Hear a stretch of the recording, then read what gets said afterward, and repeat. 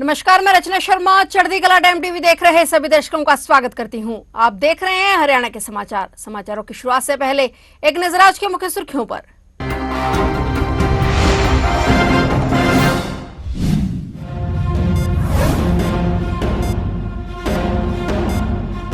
चंडीगढ़ में bomb blast की धमकी भरी मेल में हरियाणा के सीएम नायब सैनी का भी नाम। अंबाला रेलवे ट्रैक पर ब्लास्ट करने की भी दी धमकी।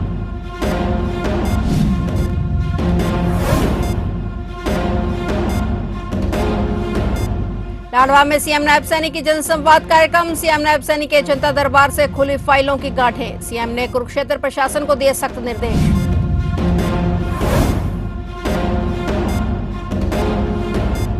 लॉरेंस गैंग के 3 शूटर हरिद्वार से अरेस्ट। कारोबारी से मांगी थी 2 करोड़ की रंगदारी। सभी आरोपी हरियाणा के।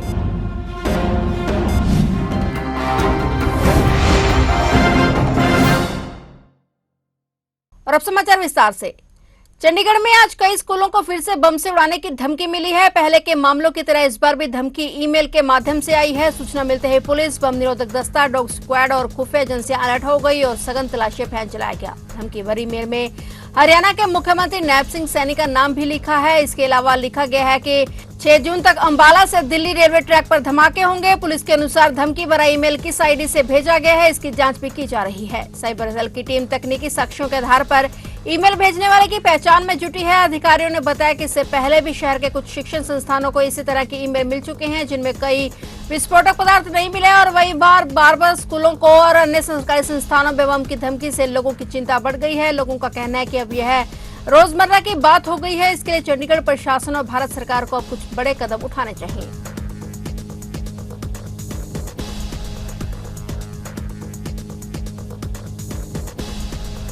मुख्यमंत्री नायब सिंह सैनी आज गुरुवार को कुरुक्षेत्र के दौरे पर पहुंचे। मुख्यमंत्री नायब सैनी यहां अपने विधानसभा क्षेत्र लाडवा में जनसंवाद कार्यक्रम में हिस्सा लेने पहुंचे, जहां उन्होंने लोगों की समस्याएं सुनी। कार्यक्रम के दौरान लोगों ने सीधे मुख्यमंत्री से बातचीत कर उन्हें अपनी समस्याओं से अवगत करवाया। मुख्यमंत्री बनने के बाद अपने गृह क्षेत्र में इस तरह सीधे जनता के बीच पहुंचकर संवाद करने की सीएम की इस पहल को बेहद अहम माना जा रहा है। प्रशासनिक स्तर पर इस पूरे कार्यक्रम को लेकर बीते कई दिनों से तैयारियां चल रही थी, जिसे आज अमली जामा पहनाया गया है। जन संवाद कार्यक्रम में मुख्यमंत्री ने न सिर्फ शिकायतें सुनी, बल्कि उनका मौके पर ही निपटारा भी किया गया। कुरुक्षेत्र जिला प्रशासन के साथ साथ बिजली, जन स्वास्थ्य, नगर पालिका, राजस्व, सामाजिक न्याय और पुलिस विभाग के तमाम बड़े अधिकारियों को कार्यस्थल पर बैठने के आदेश दिए गए। मुख्यमंत्री ने सीधे अधिकारियों को बुलाकर मौके पर ही फाइलें निपटाने के निर्देश दिए। वहीं मुख्यमंत्री के इस हाई प्रोफाइल दौरे को लेकर कुरुक्षेत्र पुलिस और स्थानीय प्रशासन भी अलर्ट मोड पर रहा। लाडवा में आम जनता की फरियाद सुनने के अलावा सीएम ने क्षेत्र के विकास कार्यों की भी समीक्षा की। लॉरेंस बिश्नोई गैंग के 3 शूटरों को CI1 टीम ने हरिद्वार से गिरफ्तार कर लिया है। आरोपियों में एक रोहतक, दूसरा सोनीपत और तीसरा झज्जर जिले का रहने वाला है। तीनों पर आरोप है कि उन्होंने 4 दिन पहले पुणे के एक फर्नीचर कारोबारी से 2 करोड़ रुपए की रंगदारी मांगने के बाद उनके शोरूम पर फायरिंग की थी। महाराष्ट्र के पुणे पुलिस ने घटना के बाद रोहतक पुलिस को सूचना दी थी कि गैंग के सदस्यों ने एक फर्नीचर व्यापारी को फोन पर 2 करोड़ रुपए की रंगदारी मांगी थी और इसके बाद 16 मई को 3 युवकों ने कारोबारी के फर्नीचर हाउस पर फायरिंग कर दी। मामले में पुणे के रावे थाना में FIR दर्ज की गई। जांच के दौरान पता चला कि फायरिंग करने वाले युवक रोहतक और आसपास के क्षेत्रों के रहने वाले हैं। ASI विनोद दलाल के नेतृत्व में गठित टीम ने सूचना के आधार पर हरिद्वार के गेस्ट हाउस में दबिश देकर झज्जर जिले के गाँव छज्जर निवासी परवीन, रोहतक के गांव ककराना निवासी पंकज और सोनीपत के गांव भैंसवाल निवासी सागर को गिरफ्तार कर लिया। बाद में पुणे की पुलिस हरिद्वार पहुंची और आरोपियों को अपने साथ ले गई।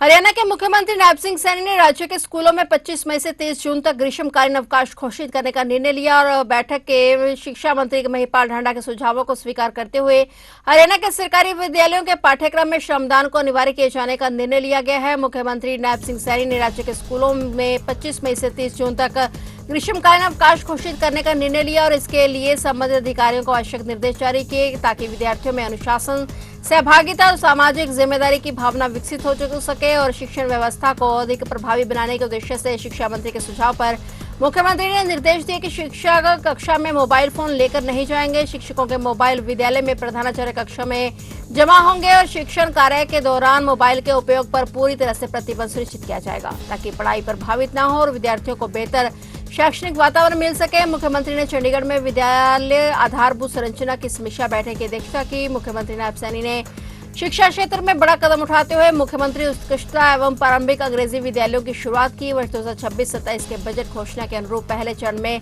चिन्हित 250 विद्यालयों का शुभारंभ किया गया। इन विद्यालयों को प्रधानमंत्री उत्कृष्ट विद्यालय और आदर्श विद्यालयों की तर्ज पर विकसित किया जाएगा। हरियाणा के श्रम मंत्री अनिल विज ने राज्य के श्रमिकों एवं श्रम नियोक्ताओं को आधुनिक डिजिटल सुविधाएं उपलब्ध करवाने की दिशा में एक ऐतिहासिक पहल करते हुए श्रम मित्र ऐप का शुभारंभ किया। उन्होंने बताया कि यह ऐप डिजिटल क्रांति के तहत विकसित किया गया एक अत्याधुनिक प्लेटफॉर्म है जो श्रमिकों और नियोक्ताओं के बीच सीधा, पारदर्शी और त्वरित संपर्क स्थापित करेगा। यह ऐप हिंदी, अंग्रेजी और पंजाबी 3 भाषाओं में संचालित किया जाएगा ताकि अधिक से अधिक श्रमिक एवं नियोक्ता सरलता से इसका लाभ उठा सके। श्रम मंत्री अनिल विज ने कहा कि श्रम मित्र ऐप दैनिक रोजगार उपलब्ध करवाने के लिए एक प्रकार से इलेक्ट्रॉनिक एम्प्लॉयमेंट एक्सचेंज के रूप में कार्य करेगा और आने वाले समय में पारंपरिक लेबर चौक व्यवस्था धीरे धीरे समाप्त हो जाएगी। उन्होंने कहा कि अब श्रमिकों को काम की तलाश में घंटों लेबर चौक पर खड़ा रहने की आवश्यकता नहीं होगी, बल्कि वे घर बैठे ही अपने मोबाइल फोन के माध्यम से रोजगार के अवसरों की जानकारी प्राप्त कर सकेंगे। उल्लेखनीय है कि श्रमिकों और नियोक्ताओं को आधुनिक डिजिटल सुविधा उपलब्ध करवाने के उद्देश्य से हरियाणा भवन एवं अन्य सन्निर्माण कर्मकार कल्याण बोर्ड द्वारा श्रमित नामक एक ऐप मोबाइल एप्लीकेशन को विकसित किया गया है। यह पहल प्रदेश के लाखों श्रमिकों के जीवन में सकारात्मक बदलाव लाने के साथ साथ हरियाणा को डिजिटल श्रम प्रबंधन के क्षेत्र में देश के अग्रणी राज्यों में स्थापित करने में भी महत्वपूर्ण भूमिका निभाएगी। आपने अक्सर देखा होगा कि हर शहर में लेबर चौक बने, मजदूर वहाँ अगर खड़े हो जाते हैं, जिसको ज़रूरत होती है वो आता है, बात करके ले जाता है, बाकी वही धूप छावा में खड़े हुए घर चले जाते हैं। हमने ई लेबर चौक या डिजिटल लेबर चौक बनाने के लिए ऐप बनाई। इस ऐप में हर मजदूर भर देगा कि वो किस चीज़ का मजदूर है, मैसन है या प्लम्बर है या बढ़ई का काम करने वाला है, जो भी उसका है, क्या उसका एक्सपीरियंस है, क्या उसका स्तर है, वो सारा भर देगा। उसी प्रकार से जिन्होंने काम करवाना वो भी उसमें भर देंगे कि उनको प्लम्बर चाहिए, मिस्त्री चाहिए, लेबर चाहिए, इलेक्ट्रीशियन चाहिए, सीवरेज साफ करने वाला चाहिए, माली चाहिए, जो चाहिए। कल को हम इसमें और भी ऐड कर सकते हैं, और भी ट्रेड जैसे भाई नाई चाहिए, मोची चाहिए, सब हम इसमें ऐड करेंगे, सारों का रजिस्ट्रेशन। तो इससे ये है कि जो मजदूर है वो घर बैठकर ही देख सकता है कि भाई आज काम किसको चाहिए। उसको चौक में जाके खड़े होने की जरूरत नहीं है, वो घर से।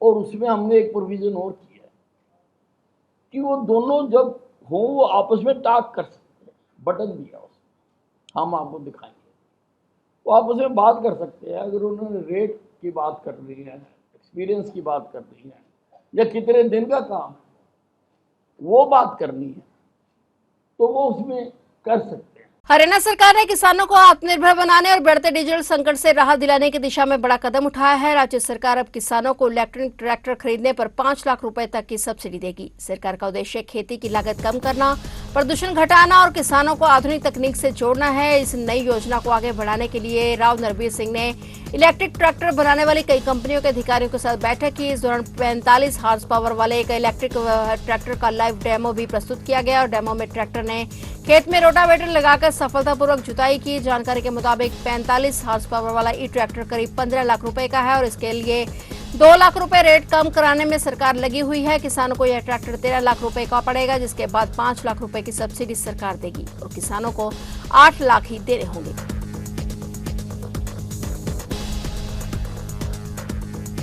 चीफ इलेक्टोरल ऑफिसर हरियाणा ने पत्रकार वार्ता की। चंडीगढ़ में मुख्य चुनाव अधिकारी ए श्रीनिवास ने प्रेस कॉन्फ्रेंस की और यह पत्रकार वार्ता हरियाणा में एसआईआर को लेकर की गई है और 14 मई को हरियाणा में एसआईआर नोटिफाई किया गया है। उन्होंने बताया कि 1 जुलाई से हरियाणा का इलेक्ट्रिक रोल रिवीजन का काम शुरू होगा। 5 जून 2026 से प्रशिक्षण का और प्रिंटिंग का काम शुरू होगा, जो बाद में बीएलओ को भेजे जाएंगे, जो घर पर ही इन्हें बांटेंगे। लोग इन फॉर्मों को भरकर वापस देंगे, जिसके बाद लिस्ट अपडेशन का काम शुरू होगा। इस बार हर बूथ पर 1200 वोटर्स का कैप लगेगा और रहेगा और जुलाई में लिस्ट फाइनल की जाएगी।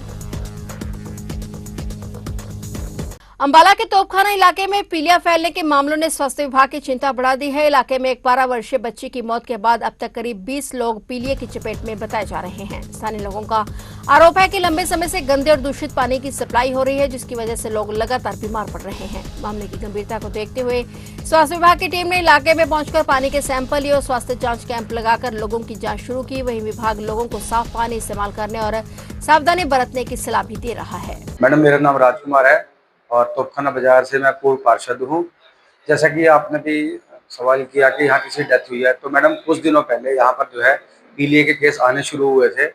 तो उसी पीलिया के कारण ही यहाँ एक बच्ची थी मन्नत, जिसकी जो है भी कुछ दिन पूर्व डेथ हुई है। तो तभी से जो है प्रशासन जो है यहाँ पर जो हेल्थ डिपार्टमेंट मतलब एक होने के कारण जो है वो यहाँ पर जो है आ रहा है और यहाँ पर जो है हमने सारा ही ट्रीटमेंट शुरू कर दिया है। यहाँ टेस्ट भी हो रहे हैं और यहाँ पानी से रिलेटेड जो बीमारी है, जैसे आपको पता है पीलिया और हेपेटाइटिस के जो केस आ रहे हैं, उसके संबंध में जो है हमने यहाँ पर काम कर रहे हैं। मैं हूँ, हेल्थ डिपार्टमेंट की टीम है पूरी, हमारे इंजीनियरिंग ब्रांच से हमारे सीओ साहब भी अभी यहाँ पर आए थे, उन्होंने सारा जांचा और हमारे जो अधिकारी जो भी कर्मचारी हैं सैनिटेशन से रिलेटेड जो भी सफाई से व्यवस्था से जो भी है संबंधित, हम सब यहाँ काम कर रहे हैं। फिलहाल हरियाणा के समाचारों में इतना ही। और नए समाचारों के साथ फिर से हाजिर होंगे, तब तक के लिए देखते रहिए चढ़ती कला टाइम टीवी।